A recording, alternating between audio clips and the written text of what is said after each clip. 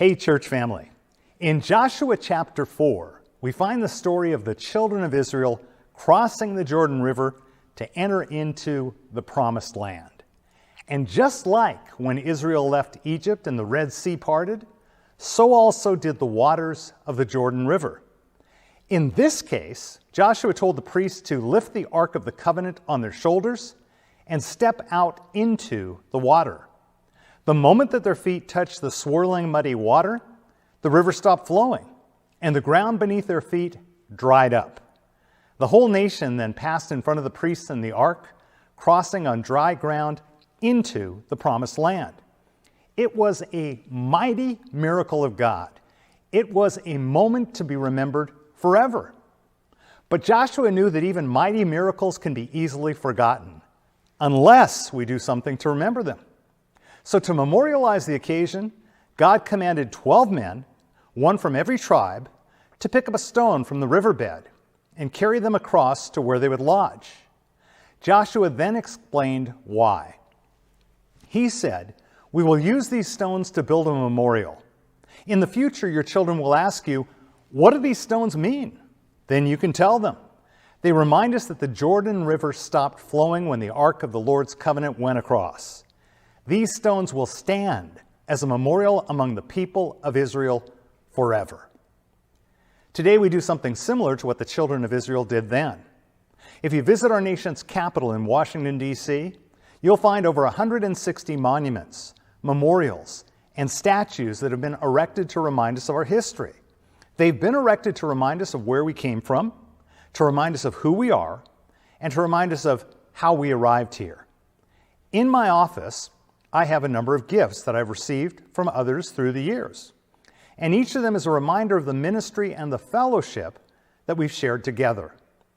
One of my friends enjoys travel. When he returned from a trip to Peru, he brought me this lovely gift. It is a framed tarantula.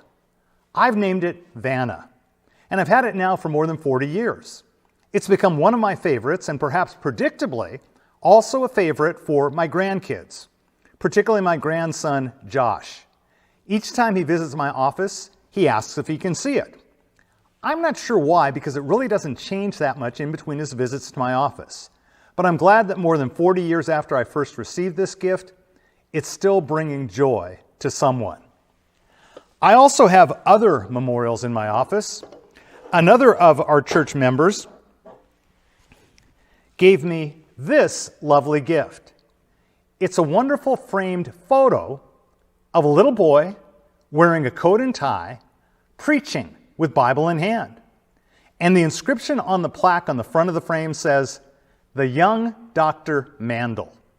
Of course, it's not actually me in the photo, but the giver of the gift figured that it must have looked enough like me to justify him buying it, having it engraved, and giving it to me.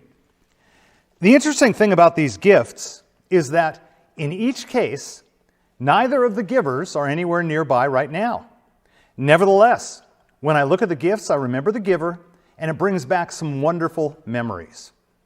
I wonder, do you have any spiritual rocks, any stones of remembrance or memorials, any tangible objects that you have around you, so that when your children or grandchildren ask you, "What does this mean?"